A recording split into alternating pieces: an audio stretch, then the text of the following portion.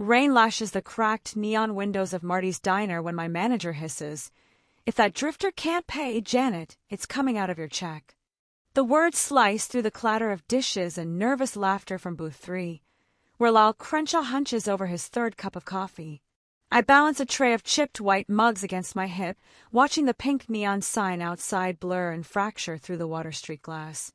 Each raindrop explodes against the window like tiny bombs, turning the familiar Marty's into something alien and distorted. Frank Doyle's voice carries just far enough to make the teenage couple at table 2 glance up from their shared slice of apple pie. His broad shoulders strain against a white shirt that's seen better days. Probably saw them sometime last decade. Grease stains map the front like battle scars, and his tie hangs loose around his thick neck. The man's built like a linebacker who discovered beer and never looked back. I feel the familiar knot twist in my stomach, the one that's been my constant companion since I found the eviction notice tucked under my apartment door 3 days ago. 30 days to come up with $800, or Lucia and I are sleeping in my rusted Honda Civic. Again. "I heard you, Frank." The words come out steadier than I feel. I set the tray down on the counter with deliberate care, each mug finding its place in the rhythm I've perfected over 2 years of slinging coffee and swallowing pride. The ceramic clinks against formica worn smooth by countless elbows and spilled meals. Inside this cramped diner, the air hangs thick with competing smells: bacon grease from Benny's grill, coffee that's been brewing since dawn, and the damp scent of rain-soaked coats. The fluorescent lights buzz overhead, casting everything in harsh white that makes even the healthiest customer look like they're fighting the flu. Thunder rolls across the sky, rattling the windows in their frames. The storm has been building all afternoon, turning the October evening dark as midnight. Streetlights flicker to life outside, their yellow glow barely penetrating the sheets of rain that sweep across the empty parking lot. My shift started at 2, and already my feet ache in the sensible black shoes I bought at the Goodwill 3 months ago. The soles are wearing thin, but new shoes cost money I don't have. Every dollar in my tip jar is already spent, half for rent, a quarter for groceries, the rest for Mom's asthma medication. The prescription bottles line our bathroom counter like tiny white soldiers, each one representing another impossible choice between breathing and eating. Frank leans against the pass-through window that connects the dining area to the kitchen, his meaty arms crossed. Behind him, Benny Lopez works the grill with quiet efficiency, his Red Sox cap pulled low over dark eyes that miss nothing. The sizzle of burgers and the scrape of his spatula provide a steady rhythm beneath the storm's percussion. "You listening to me, Janet?" Frank's voice drops to that dangerous whisper that means trouble. I got corporate breathing down my neck about waist. One free meal that ain't paid for comes out of someone's paycheck, and it ain't gonna be mine. I count the singles in my apron pocket without looking. $7 in tips from the lunch rush, plus whatever change people left on their tables. Not nearly enough to cover a full meal if this goes wrong, but I learned long ago that sometimes you have to choose between being practical and being human. The rain hammers harder against the windows, each gust of wind making the neon sign flicker. Pink light strobes across the wet parking lot, illuminating nothing but empty spaces and puddles that reflect the storm clouds above. The few customers we have tonight cluster near the center of the diner, as far from the rattling windows as they can manage. At booth 3, Lyle Crenshaw stirs his coffee with mechanical precision, his trucker's cap casting shadows over a face mapped with road miles and cigarette lines. He's been coming here every Tuesday for months, always ordering the meatloaf special and leaving exactly $2 on the table. No more, no less. Tonight he keeps glancing toward the door like he's expecting trouble. The teenage couple at table 2, I think they're from the high school down on Maple Street, share a piece of pie between them, trying to make one dessert last an hour. Young love on a tight budget. I remember being their age, believing that as long as you had each other, the world couldn't touch you. Naive doesn't begin to cover it. Mrs. Chun sits alone in the corner booth, her weathered hands wrapped around a cup of tea that went cold 20 minutes ago. She comes in every Tuesday and Thursday, orders the same thing: scrambled eggs, dry wheat toast, and Earl Grey tea, then sits for hours staring out at the street. Her husband died last spring, And I think the diner is the only place she can go where silence doesn't feel like abandonment. The bell over the door jangles and my heart stops. An old man steps inside, and the temperature in the room seems to drop 10 degrees. He's soaked to the bone, his gray pea coat dripping steadily onto the tile floor. A faded army duffel bag hangs from one shoulder, sagging with the weight of whatever worldly possessions he carries. His white hair is plastered to his skull, and his face bears the deep lines of someone who's seen more miles than meals. Harold Martin looks exactly like what Frank would call trouble with a capital T. The conversation in the diner doesn't stop, it dies. Lal Crenshaw glances up from his coffee and frowns. The teenagers pause mid-bite, their shared forks suspended between them. Even Mrs. Chun turns away from the window to study the new arrival with obvious disapproval. Jesus Christ, Lal mutters, loud enough for everyone to hear. Place smells like wet dog now. The teenagers giggle, a nervous sound that carries more cruelty than humor. I watch Harold's shoulders tense, but he doesn't react. He just stands there dripping, taking in the hostile stares like he's used to them. My throat goes dry. Every instinct screams at me to turn away, to let Frank handle this, to protect my own precarious position. The red notice in my purse feels like it weighs 100 pounds. Lucia's prescription bottles flash through my mind, followed by the memory of her wheezing fit last week when we couldn't afford her inhaler refill. But something in Harold's eyes stops me cold. They're not the desperate, calculating eyes of someone looking for a handout. They're weary, yes, but there's a dignity there that makes my chest tight. This man isn't just wet and tired, he's completely alone in a room full of people who've already decided he doesn't belong. I wipe my hands on my apron and take a step forward. Seat yourself anywhere, sir. The words come out stronger than I feel, carrying across the sudden silence like a challenge. Frank's head snaps up from behind the counter, his expression darkening. I grab a laminated menu from the stack beside the register, ignoring the warning shake of his head. Harold looks at me with something that might be surprise, or maybe just relief. His voice, when he speaks, is rougher than I expected but surprisingly cultured. Thank you, miss.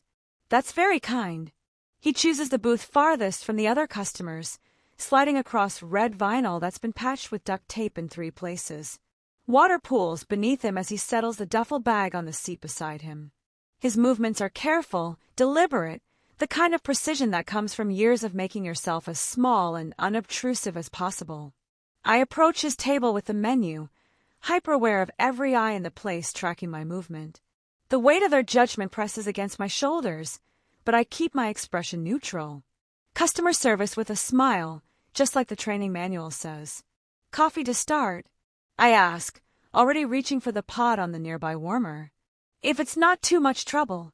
His hands, I notice, are clean despite his bedraggled appearance. The nails are short and neat, and there's a pale band around his ring finger where a wedding band once lived. This man hasn't been on the streets long, I realize. Whatever brought him to this place, it's recent enough that he still carries traces of a different life. I pour the coffee into a white ceramic mug, watching the steam curl upward. The liquid is dark as motor oil and probably twice as bitter, but it's hot and it's caffeine. Sometimes that's enough. Take your time with the menu, I tell him. No rush. Behind me, I hear Frank clear his throat, a sound like distant thunder that means I'm pushing my luck. But Harold's grateful nod makes something warm spread through my chest, a feeling I haven't experienced in months. When was the last time I did something purely because it was right, without calculating the cost? I retreat to the counter, acutely aware of Frank's glare burning into the back of my skull. The rain continues its assault on the windows, and the neon sign outside flickers more urgently, as if the storm is trying to short-circuit the last bright thing in this neighborhood. Janet! Frank's voice is low, meant for my ears only. Kitchen. Now. I follow him through the swinging doors into the cramped galley kitchen where Benny works his magic on a grill that's older than both of us combined. The space is barely big enough for 2 people, lined with stainless steel surfaces that reflect our movements in distorted funhouse mirrors. The air is thick with heat and grease, a sharp contrast to the rain-cooled dining room. Benny looks up from the burgers he's flipping, his expression carefully neutral. He's worked at Marty's longer than anyone, long enough to know when to keep his mouth shut and his head down. But I catch the sympathy in his eyes before he turns back to the grill. "You want to explain to me what you're doing out there?" Frank's face is flushed, whether from heat or anger I can't tell. His bulk fills most of the narrow aisle between the prep counter and the dish pit. "Because from where I stand, it looks like you're setting us up to lose money on some vagrant who can't scrape together enough change for a cup of coffee." "He's a customer," I say, keeping my voice level. "Same as anyone else." "Bullshit." Frank steps closer, and I catch the smell of cigarettes and coffee on his breath. "Look at him, Janet. When's the last time you saw someone like that with enough money for a meal? He's gonna order water and maybe a piece of toast, then sit there for 2 hours nursing it while real customers walk out because they don't want to eat next to someone who smells like he's been living in a cardboard box. The unfairness of it hits me like a physical blow. Harold hasn't done anything except exist while poor and wet, but already Frank has him tried and convicted. I think about the teenagers sharing one piece of pie, about Mrs. Chen nursing cold tea for hours, about Lyle Crenshaw who tips exactly $2 no matter what he orders. None of them get this kind of hostility. "Maybe he's got money," I say. "Maybe he just looks rough because of a storm." Frank laughs, a sound like grinding gears. "And maybe I'm gonna sprout wings and fly to Vegas." Face facts, Janet. Guy like that doesn't wander in here unless he's looking for a handout. Benny scrapes the grill with unnecessary force, the metal spatula ringing against steel. He's been through this before. Frank's prejudices aren't exactly subtle. But Benny has 3 kids and a mortgage, and he can't afford to take stands on principle. I don't blame him for staying quiet. "What if he can pay?" I press. "What if you're wrong?" "Then I'll kiss his ass and call him sir." Frank wipes his hands on a dirty towel, his wedding ring clicking against the metal prep counter. "But when he stiffs us for the bill, don't come crying to me. It's coming out of your check, just like I told you." The thread hangs in the air between us, as real as the heat from Benny's grill. Frank's not bluffing. He's docked pay before for smaller infractions. Last month, he took $10 out of my check because I gave a regular customer an extra packet of crackers with her soup. "Company policy," he'd said. "No freebies." I do the math in my head, the same calculation that haunts my dreams. My base pay is barely above minimum wage, and after taxes, I take home maybe $300 a week. Half of that goes to rent, another chunk to groceries and utilities. What's left barely covers Mom's medication and the gas to get to work. If Harold orders a full meal and can't pay, I'm looking at $20, maybe $30 out of my pocket. That's grocery money. That's part of Mom's inhaler refill. That's the difference between keeping our apartment and sleeping in the car. But the image of Harold sitting alone in that booth, dignity intact despite the hostile stares, won't leave my mind. When did we become a society that punishes people for being desperate? When did basic human decency become a luxury we can't afford? "I hear you," I tell Frank, the words tasting like ash in my mouth. Message received. His smile is all teeth and no warmth. "Good girl. Knew you'd see reason." I push through the swinging doors back into the dining room, where the storm continues its assault on the windows. The neon sign outside sputters and hums, casting everything in unstable pink light. Harold sits quietly in his booth, studying the menu with the intensity of someone making a life-or-death decision. Maybe he is. I approach his table with the coffee pot, refilling his mug without being asked. The liquid is still hot enough to steam, and Harold wraps his hands around the ceramic like it's a lifeline. "Decided what looks good?" I ask, though my stomach clenches as I wait for the answer. He looks up at me, and I'm struck again by those eyes. Intelligent, weathered, but not broken. "Not yet. The meatloaf special sounds fine," he says. "If it's not too expensive." Relief floods through me, so suddenly that I almost laugh. The meatloaf special is $8, a reasonable meal that suggests Harold has at least some money, enough to cover his bill, and maybe leave a small tip. Frank was wrong. The old man isn't looking for charity. He just wants a hot meal and a dry place to sit out the storm. "Coming right up," I tell him, already calculating how this plays out. Harold pays his bill, Frank owes me an apology, and I get to feel good about treating someone with basic human dignity. Win-win-win. I turn toward the kitchen to place the order, and that's when the bell over the door jangles again. Chuck Warren fills the doorway like a storm cloud given human form. He's 6'4" and built like a refrigerator, with hands the size of dinner plates and a beer gut that precedes him into any room. His work shirt is soaked through, clinging to his bulk, and his steel-toed boots leave muddy prints on the tile floor. Chuck's what local law enforcement would politely call a frequent flyer. Bar fights, public intoxication, disturbing the peace. He's got opinions about everything and the subtlety of a sledgehammer when it comes to expressing them. On a good day, he's merely obnoxious. On a bad day, he's dangerous. Today looks like a bad day. His small eyes scan the diner, cataloging the customers with the mechanical precision of a predator identifying prey. They stop when they reach Harold's booth, and his thick lips curl into something that might charitably be called a smile. "Well, shit," he says, loud enough for everyone to hear. Place is going downhill fast if we're letting strays in from the storm. The temperature in the room drops another 10 degrees. Lal Crenshaw looks up from his coffee with interest. Not concern, just the morbid fascination of someone hoping for entertainment. The teenagers stop pretending to eat their pie, their young faces bright with anticipation. Even Mrs. Chun turns from her window to watch.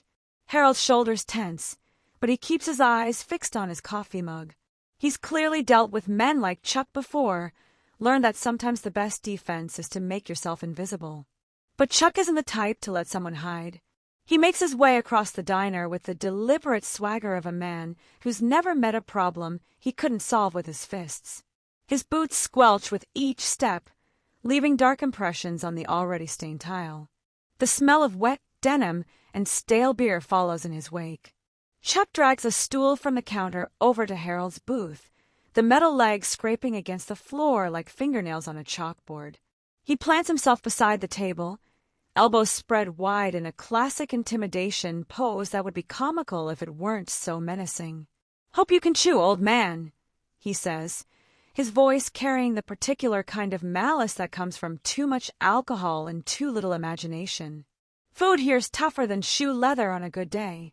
Harold finally looks up, meeting Chuck's stare with quiet dignity that only seems to inflame the bigger man further. There's no fear in Harold's face, which Chuck obviously finds disappointing. "Thank you for the warning," Harold says calmly. "I'm sure it'll be fine."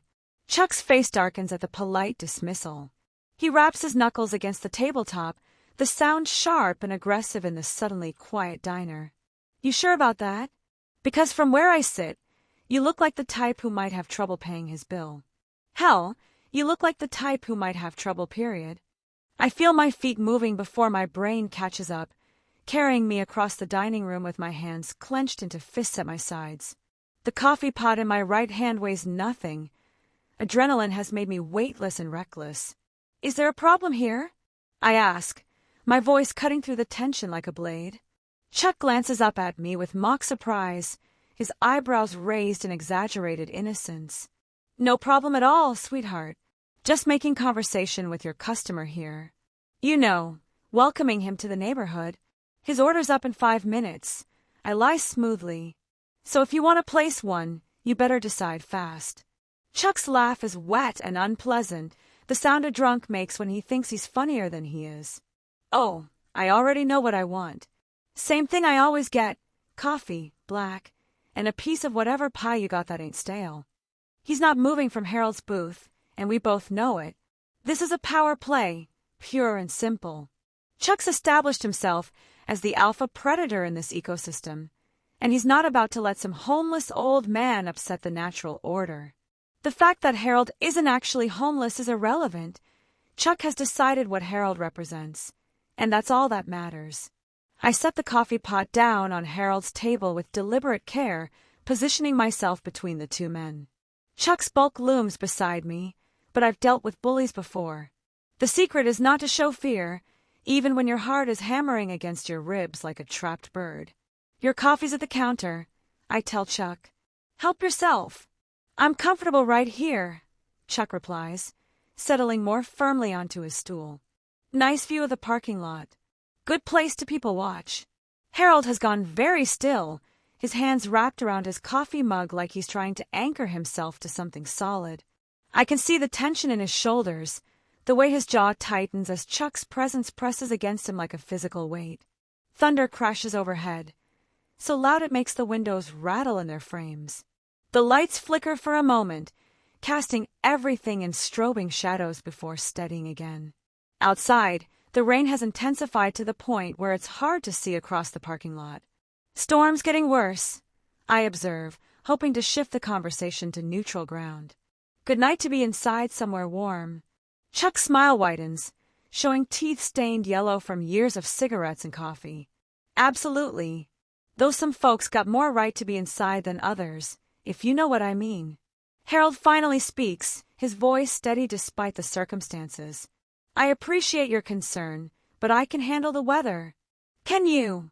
Chuck leans forward, invading Harold's personal space with the casual cruelty of a schoolyard bully. Because you look like you've been handling it pretty poorly so far. The unfairness of it hits me like a slap.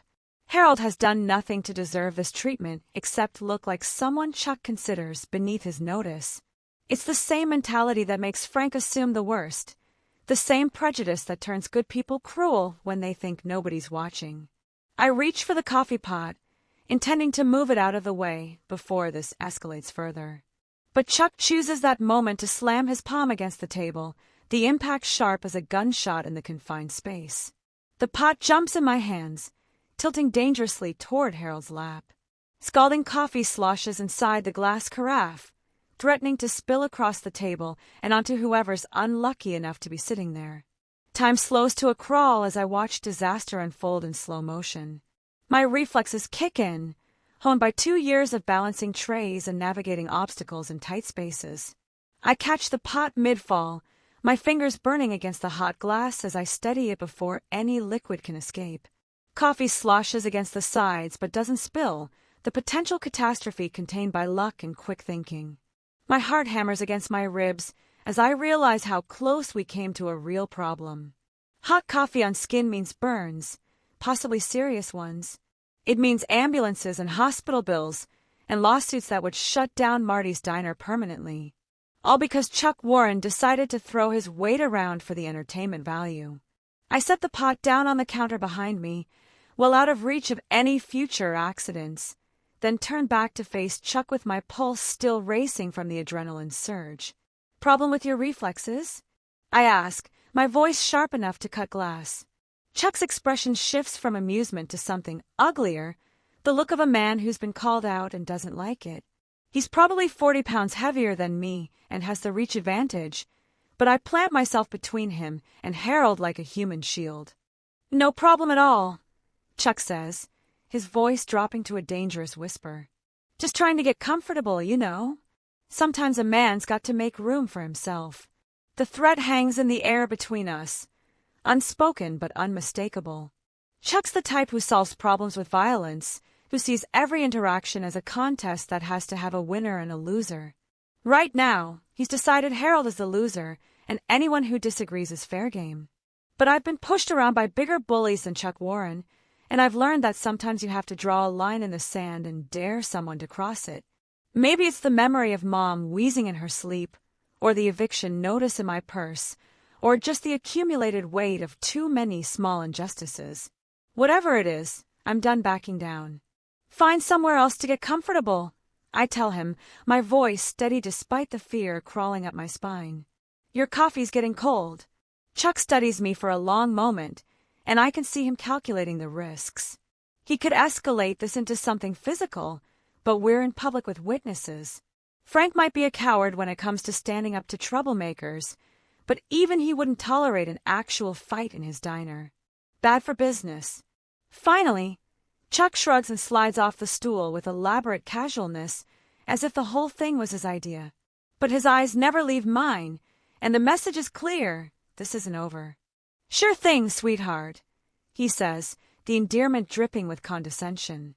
Always happy to accommodate the help. He saunters over to the counter and helps himself to coffee from the pot there, making a show of being reasonable and cooperative. But I can feel his attention like a weight on my shoulders as he settles into a booth near the door, positioning himself where he can watch Harold's every move. The crisis is over, at least temporarily. Harold sits quietly in his booth, dignity intact but clearly shaken by the confrontation. The other customers have returned to their meals and conversations, the entertainment value of the showdown apparently exhausted. But I know this is just the intermission. Chuck's not the type to let a perceived slight go unanswered, and he's got nothing but time to nurse his wounded pride. Whatever happens next, it won't be pleasant. I return to Harold's table, checking to make sure he's okay without making a big production of it. Customer service with discretion. Acknowledge the problem without dwelling on it. Your meal should be ready in just a minute, I tell him, though I haven't actually placed the order yet. Can I get you anything else while you wait? Harold looks up at me with something that might be gratitude or might be pity. It's hard to tell which would be worse. You didn't have to do that, he says quietly. I'm used to people like him. Maybe you shouldn't have to be, I reply, the words coming out harsher than I intended. Maybe nobody should have to get used to that. He considers this for a moment, his weathered hand still wrapped around his coffee mug like it's the only solid thing in a shifting world. That's a nice thought, he says finally, but the world doesn't much care what we think it should be like. There's a weariness in his voice that goes deeper than physical exhaustion, the sound of someone who's been disappointed too many times to believe in fairy tale endings. I want to argue with him, to insist that things can get better, that kindness matters and good deeds are rewarded. But the eviction notice in my purse makes a compelling counterargument. Instead, I just nod and head for the kitchen to place his order, leaving Harold to his coffee and his thoughts.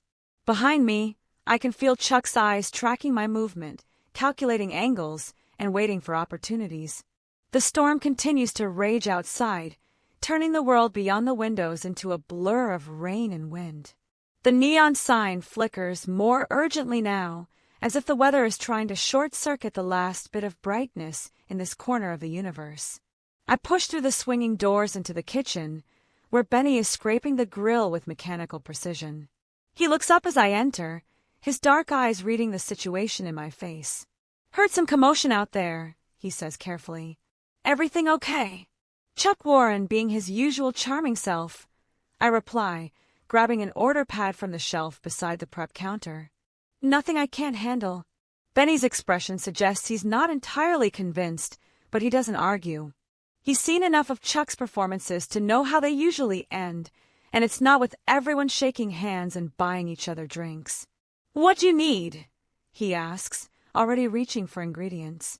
Meatloaf special for the gentleman in booth 7. Benny pauses, his hand halfway to the walk-in cooler. You sure about that? Frank was pretty clear about. He ordered it. I cut him off. He's paying for it. End of discussion. Benny shrugs and pulls out the components for the meal. Mashed potatoes, green beans, a thick slice of meatloaf that actually looks appetizing under the harsh kitchen lights. He's been cooking here long enough to make even the most basic ingredients taste like something approaching food. You want some free advice? He asks as he plates the meal with practiced efficiency. Probably not, but go ahead. Chuck ain't gonna let this go. You embarrassed him out there, made him look small in front of people. That's not something he forgives. I know Benny's right. Chuck's the type who holds grudges like other people hold memories, nurturing them until they grow into something dangerous. But what was the alternative? Let him terrorize Harold until the old man gave up and left? Stand by while someone got hurt because it was easier than getting involved? Let me worry about Chuck. I tell Benny, though we both know worry won't stop a man like that if he decides to escalate things. Benny slides the plate across the pass-through window, the meatloaf still steaming from the grill. It looks almost appetizing in the kitchen lights, certainly better than most of what we serve. Order up, he says quietly. And Janet, be careful out there. I carry the plate back into the dining room, where the atmosphere has shifted in the few minutes I was gone. The rain continues to hammer against the windows, but there's a new tension in the air that has nothing to do with the weather. Chuck sits in his booth by the door, slowly working his way through a piece of coconut cream pie that's seen better days. But his attention isn't on his food. It's fixed on Harold with the intensity of a cat watching a mouse hole. I set Harold's plate in front of him, the meatloaf special arranged as attractively as Benny could manage.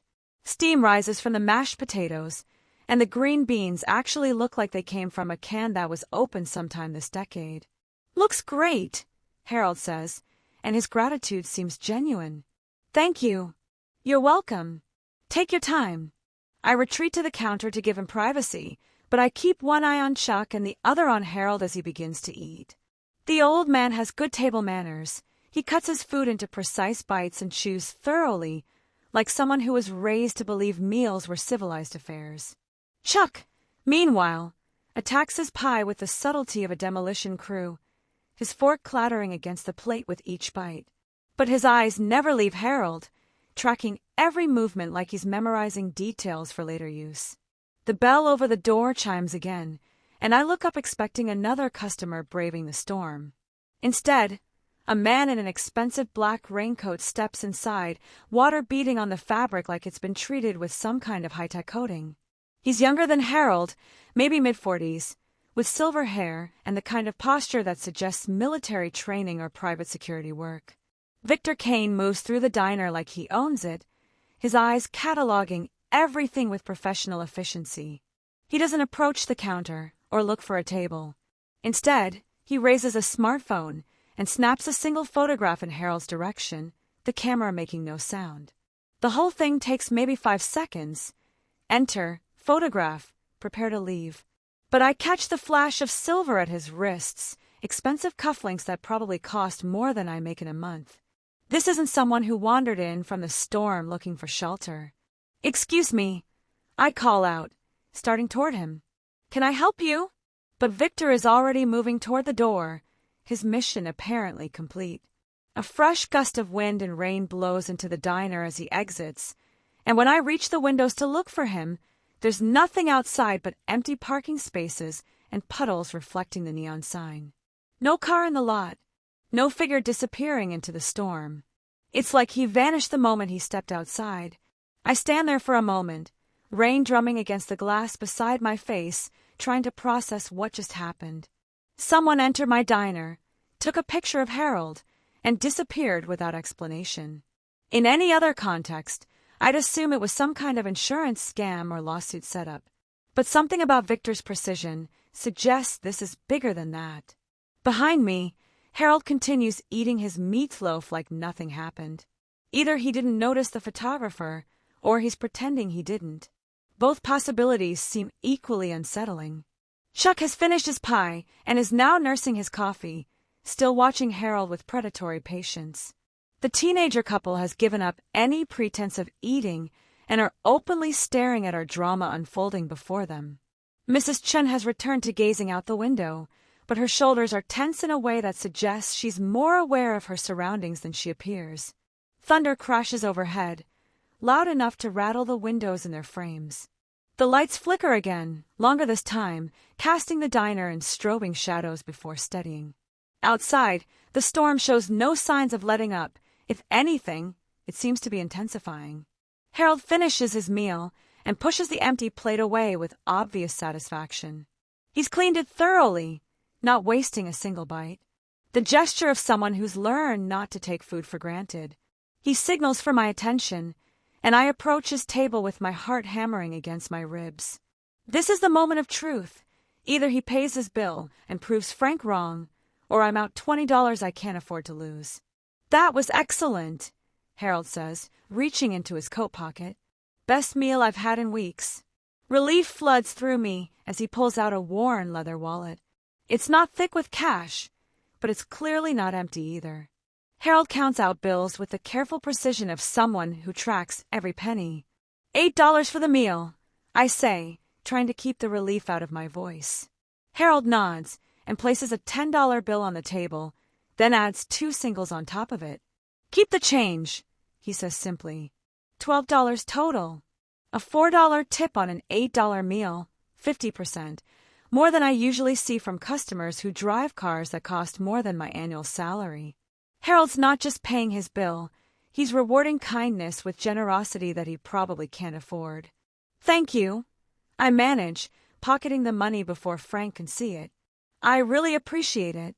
Harold stands slowly, shouldering his duffel bag with practiced ease. Water still drips from his coat, but his dignity remains intact. He's eaten a hot meal in a warm place, been treated with basic human decency, and left without causing the trouble Frank predicted. Thank you, he says, meeting my eyes. For everything. He heads toward the restroom, leaving his empty plate and coffee cup on the table. I start to clear them, stacking dishes with the mechanical efficiency born of thousands of repetitions. But as I reach for Harold's coffee cup, I notice Chuck rising from his booth near the door. His movements are casual, unhurried, but there's something predatory about the way he positions himself between Harold and the exit. My stomach drops as I realize Chuck's been waiting for this moment. Harold paid his bill, proved he wasn't the deadbeat Frank assumed he was, but Chuck doesn't care about facts. He's decided Harold doesn't belong here, and he's not about to let logic interfere with his prejudices. I abandon the dirty dishes and move toward the restroom hallway, but I'm too far away to intervene if Chuck decides to make his move. The dining room suddenly feels enormous, every step an eternity as Chuck positions himself like a spider waiting for a fly. Harold emerges from the restroom, moving with the careful dignity of someone who knows he's being watched. His duffel bag is slung over his shoulder, and he's clearly planning to leave quietly without causing any further disturbance. He probably thinks the worst is over. He ate his meal, paid his bill, and maintained his self-respect. In a just world, that would be enough. But Chuck Warren doesn't live in a just world. He inhabits a universe where might makes right and the strong prey on the weak for entertainment. Leaving so soon? Chuck asks, his voice carrying the false joviality of a man who's found his moment. Thought you might want to stick around, enjoy the atmosphere. Harold pauses, clearly recognizing the trap, but unable to avoid it without seeming rude. Thank you for the suggestion, but I should be going. Should you? Chuck takes a step closer, using his bulk to crowd Harold against the wall. Because from where I stand, looks like you've been making yourself pretty comfortable here. Maybe too comfortable. I'm moving now, crossing the dining room with my heart hammering against my ribs. The other customers sense the shift in atmosphere. Lyle Crenshaw looks up from his coffee with the hungry expression of someone hoping for a show, and the teenagers lean forward in their booth like they're watching a movie. Is there a problem? I ask, inserting myself into the conversation before Chuck can escalate further. Chuck's smile is all teeth and malice. No problem at all, sweetheart. Just saying goodbye to our friend here. Making sure he knows he's always welcome back. The sarcasm drips from his voice like poison. Harold's jaw tightens, but he doesn't rise to the bait. He's clearly dealt with men like Chuck before, learned that sometimes the only winning move is not to play. I appreciate your hospitality, Harold says carefully, but I really do need to be going. He tries to step around Chuck, but the bigger man shifts to block his path. It's not quite assault. Chuck's too smart to cross that line with witnesses present, but the intimidation is unmistakable. Careful there, old man, Chuck says, his voice dropping to a dangerous whisper. Floor's slippery when it's wet. Wouldn't want you to have an accident. The threat hangs in the air like smoke from a grease fire. Harold's shoulders tense, and I can see him calculating his options. He could try to push past Chuck, but that would give the bigger man an excuse to retaliate. He could call for help, but who would answer? Frank's nowhere to be seen, probably hiding in the office until the trouble passes. That leaves me. Chuck, I say, my voice carrying more authority than I feel. Your booth's over there. Harold's bill is paid, and he's leaving. No need to make this complicated. Chuck turns his attention to me, and I see something ugly flash in his small eyes. He's been humiliated once tonight, made to look foolish in front of people whose opinions he cares about. He's not going to let it happen again. This ain't your business, sweetheart, he says, the endearment twisted into something nasty. Me and my new friend here are just having a conversation. Conversation's over, I reply, stepping between Chuck and Harold despite every instinct screaming at me to run. Harold's leaving, and you're going back to your coffee. Chuck's face darkens, and for a moment I think he's going to do something stupid. His hands clench into fists at his sides, and his breathing gets shallow the way it does when he's working himself up to violence. But then the bell over the door chimes, and all of us turn to look at the new arrival. 2 police officers step inside, their rain slickers dripping onto the tile floor. The older one is Sergeant Martinez, a compact man in his 50s with gray at his temples and the tired eyes of someone who's seen too much.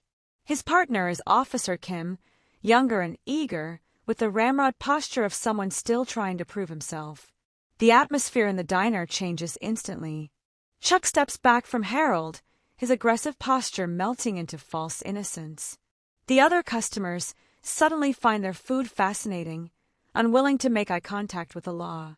"Evening, folks," Sergeant Martinez says, his voice carrying the kind of authority that comes from 20 years of breaking up fights and taking statements.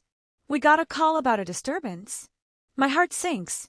Someone called the police, which means the situation just got 10 times more complicated. Cops mean reports and questions, and the kind of attention Frank hates because it's bad for business. "No disturbance here, officer," Chuck says, his voice oozing cooperation. "Just finishing up my coffee and pie. Excellent service as always." Martinez's eyes scan the room, taking in the tense body language and obvious undercurrents. He's been a cop long enough to recognize the aftermath of a confrontation, even when everyone's pretending nothing happened. "That's so?" he asks, his gaze settling on Harold. "You having any trouble tonight, sir?" Harold looks from Chuck to me to the officers, clearly weighing his options. He could file a complaint, report Chuck's intimidation and threats. But that would mean statements and paperwork and court dates, the kind of bureaucratic nightmare that homeless people learn to avoid. "No trouble, officer," Harold says finally. "Just finishing my meal and heading out into the storm." Martinez nods, but his expression suggests he's not entirely convinced. Officer Kim is taking notes, documenting the scene for reasons I can't begin to guess. "Anyone else see any problems tonight?" Martinez asks, raising his voice to address the room. Lal Crenshaw suddenly finds his coffee cup fascinating. The teenagers are whispering to each other, probably debating whether getting involved would make them look cool or get them in trouble. Mrs. Chun stares out the window like she's deaf to the entire conversation. "No problems here," Chuck repeats, his smile never wavering. "Just good food and friendly conversation." I want to speak up, to tell Martinez about Chuck's threats and intimidation. But I know how this plays out. Chuck denies everything. Harold doesn't want to press charges, and I end up looking like a troublemaker who can't handle her own customers. "Everything's fine, officers," I say, hating myself for the lie. "Just a busy night with the storm and all." Martinez studies me for a long moment, his experienced eyes reading the truth in my face. But without a complainant or witnesses willing to speak up, his hands are tied. "Well, if that changes, you know how to reach us," he says finally. "We'll be patrolling the area tonight because of the weather. Road conditions are getting dangerous." The officers head for the door, leaving behind a tension that's somehow worse than before. Chuck's gotten away with his intimidation. Harold's been made to feel unwelcome despite paying for his meal, and I've learned that doing the right thing doesn't guarantee the right outcome. Harold shoulders his duffel bag and moves toward the exit, careful to give Chuck a wide berth. Chuck watches him go with obvious satisfaction, the predator having successfully driven off the intruder. "Thanks for dinner," Harold says to me as he passes the counter. "It meant more than you know." Then he's gone, disappearing into the storm like he was never here at all. The bell over the door chimes once and falls silent, leaving the diner feeling somehow emptier despite Chuck's continued presence. I clear Harold's table mechanically, stacking dishes and wiping down surfaces with movements born of muscle memory.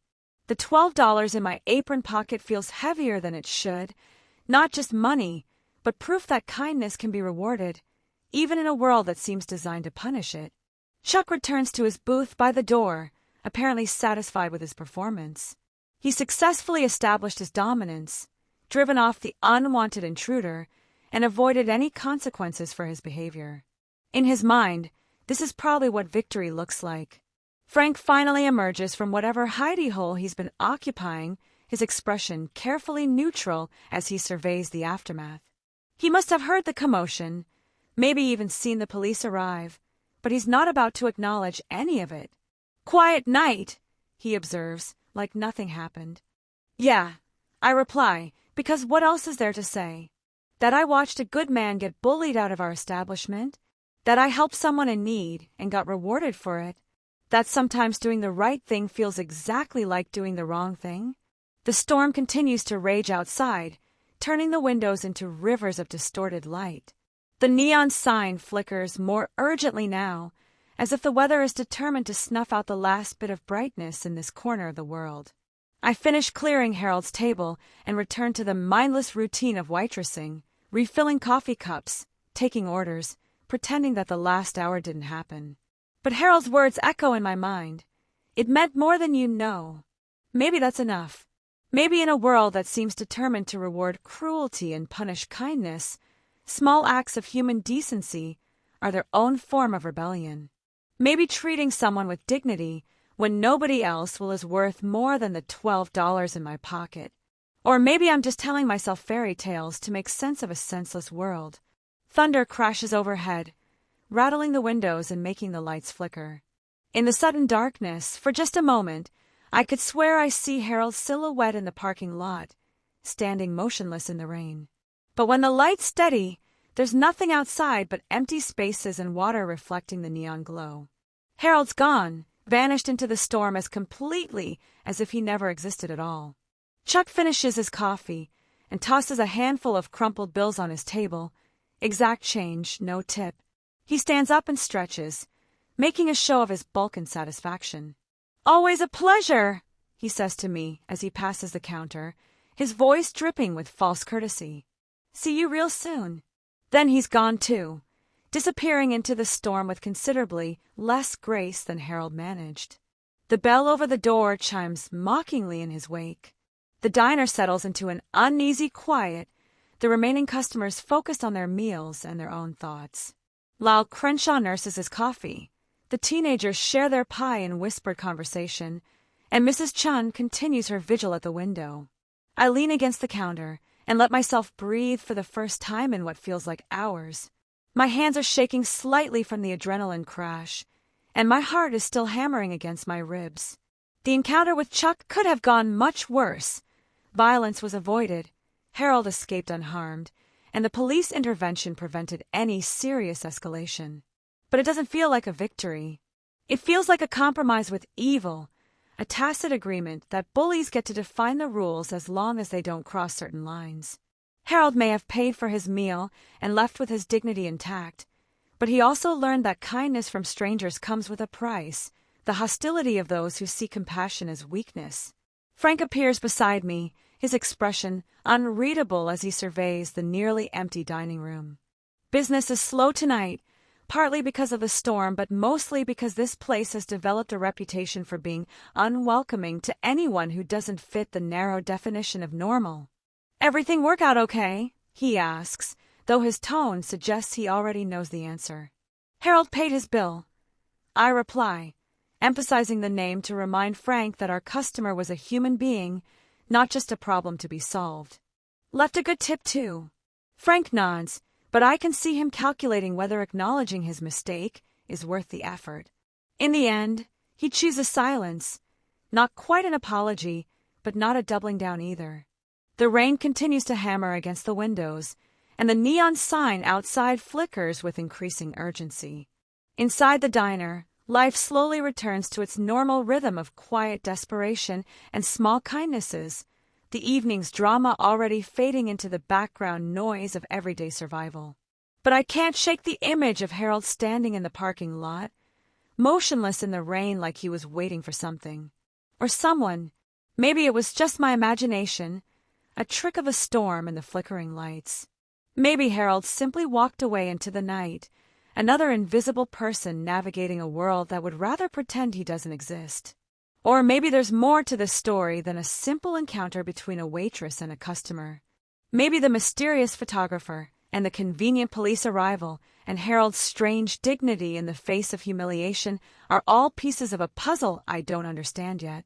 I think about the $12 in my apron pocket, more than Harold probably could afford, given his circumstances, but offered freely as a reward for basic human decency. In a world where kindness is rare and goodness is often punished, maybe that generosity means something more than I realized.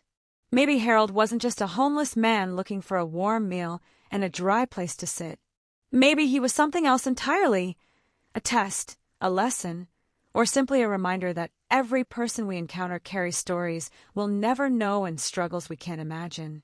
The storm rages on outside, but inside Marty's diner, the evening settles into its familiar pattern of small tragedies and quiet hopes.